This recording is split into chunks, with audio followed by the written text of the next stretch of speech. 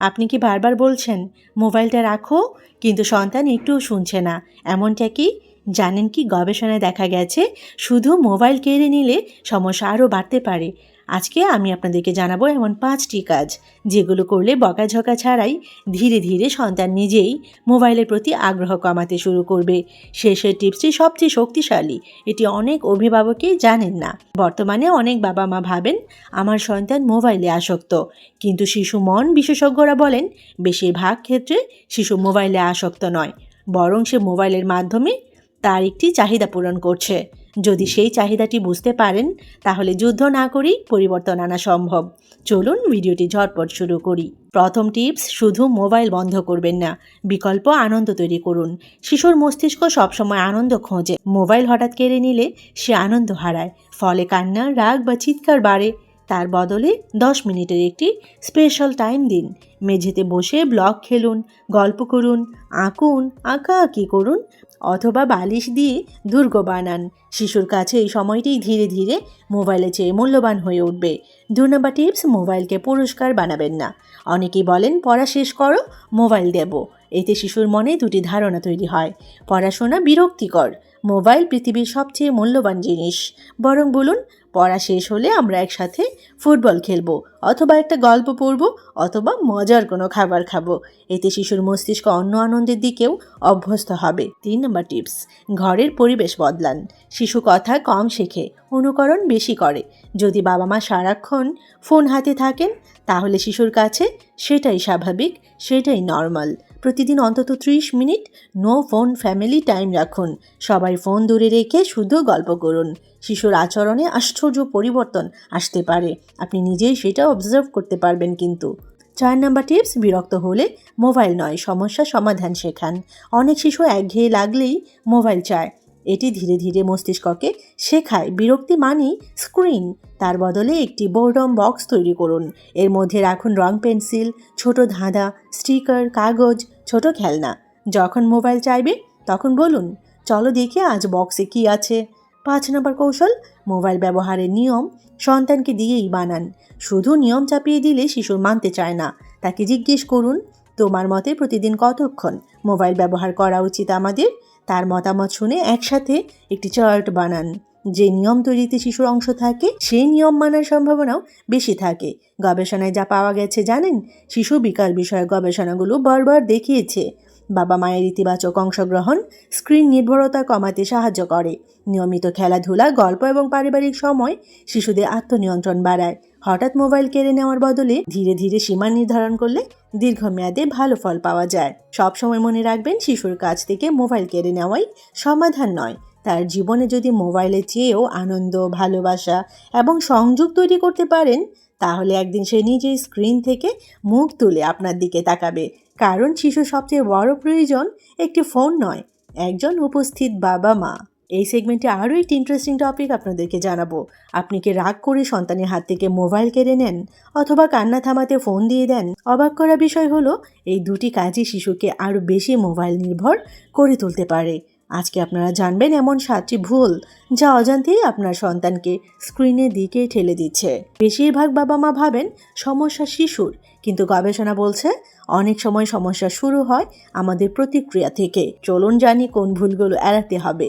প্রথম ভুল, কান্না থামানোর ওষুধ হিসেবে মোবাইল দেবেন না। শিশু যখন কাঁদে, বিরক্ত হয় বা রাগ করে, তখন যদি সঙ্গে সঙ্গে ফোন দিয়ে দেন, তার মস্তিষ্ক শিখে যায় খারাপ লাগলেই স্ক্রিন চাই। ফলে ভবিষ্যতে সে নিজের আবেগ নিয়ন্ত্রণ করতে শিখতে দেরি করে। 2 নম্বর ভুল, হঠাৎ সম্পূর্ণ নিষিদ্ধ করবেন না। একদিনে সব বন্ধ করে দিলে অনেক শিশু তীব্র প্রতিক্রিয়া দেখায়।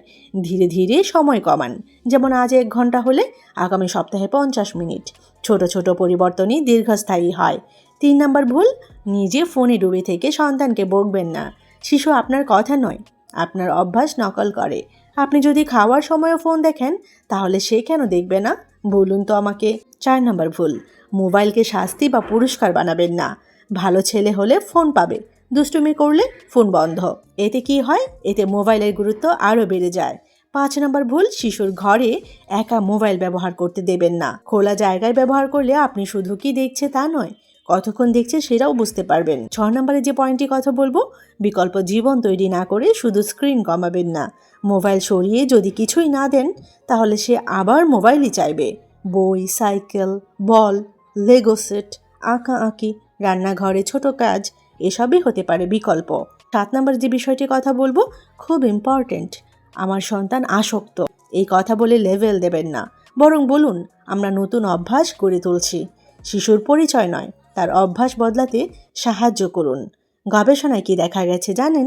যেসব পরিবারের নিয়ম, ভালোবাসা এবং একসঙ্গে কাটানো সময় এই 3টি বিষয় থাকে সেখানে শিশুদের অতিরিক্ত স্ক্রিন ব্যবহারের ঝুঁকি তুলনামূলকভাবে কম দেখা যায়। সবচেয়ে কার্যকর পরিবর্তন আসে তখনই যখন পুরো পরিবার একই নিয়ম মেনে চলে। সব সময় মনে রাখবেন, মোবাইল কখনোই আসল সমস্যা নয়। আসল প্রশ্ন হলো মোবাইলের বাইরে শিশুর জীবন কতটা আকর্ষণীয়।